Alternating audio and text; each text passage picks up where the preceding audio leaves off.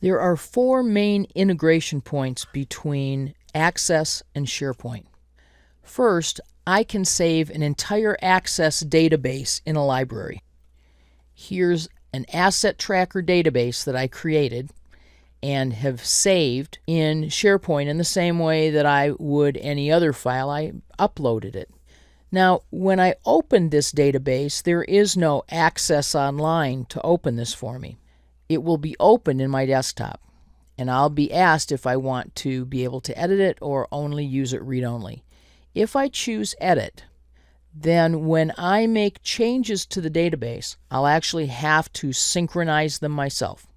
I'll have information that will ask me to do it, but I'll still have to synchronize it myself. My next choice is that I can use data from SharePoint in an Access database. Here's a database that I just created, but on my list of external data sources, notice SharePoint list. I can import or link to a SharePoint list from here.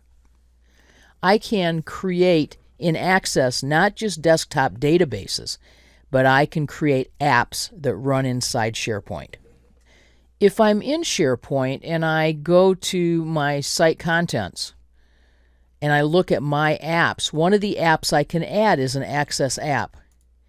And I can do that from here, from scratch, but I prefer to do it the other way to start this process in Access.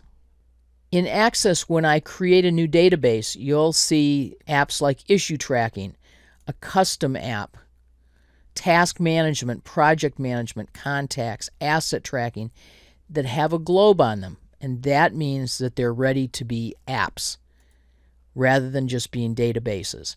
If you'd like some information about the difference between the two and how you would decide, if you choose any of the templates, you actually have the opportunity to read a really great article that compares in detail the difference between Access apps and an Access desktop database.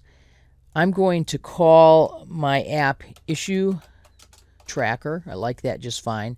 Now it wants to know our URL, which I can go copy from the top of my SharePoint site.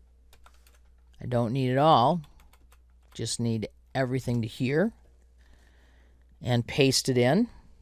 If you don't remember how to do that or what's required, there's help finding your web location, and I'm going to click Create. And it's going to begin creating an app for SharePoint built using Access. It says I can press the Escape key to stop waiting. That just means I quit. I'm not all for that.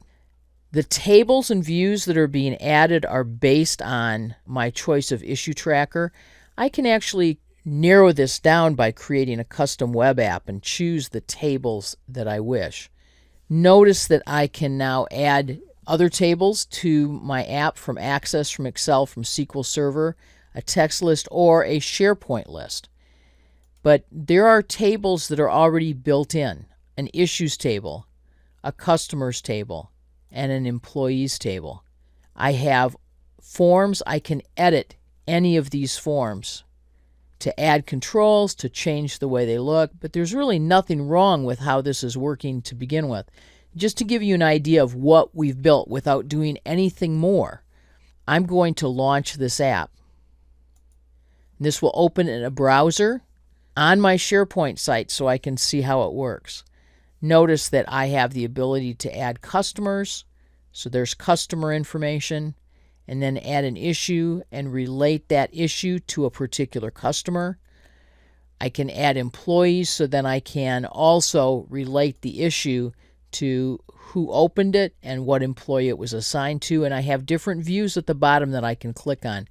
We say this is an app, but if we're used to thinking of apps as just a little list or a small web part to be able to present some information or to filter something, this is ever so much more. This is a large, robust application, and all of it is served up in a browser with SharePoint. Teaching you all about Access is well beyond the scope of this course, but there are a couple of great courses in the online training library that will help you get a head start on using Access with SharePoint. Adam Wilbert's excellent Access 2016 Essential Training course includes how to split a database into a back end and a front end. But more importantly, it'll give you a great grounding in how to think about Access, table design, query design, and so on. And if you're interested in creating an app to run inside of SharePoint, take a look at creating Access web apps in SharePoint 2013. That's not our version, but this functionality hasn't changed at all.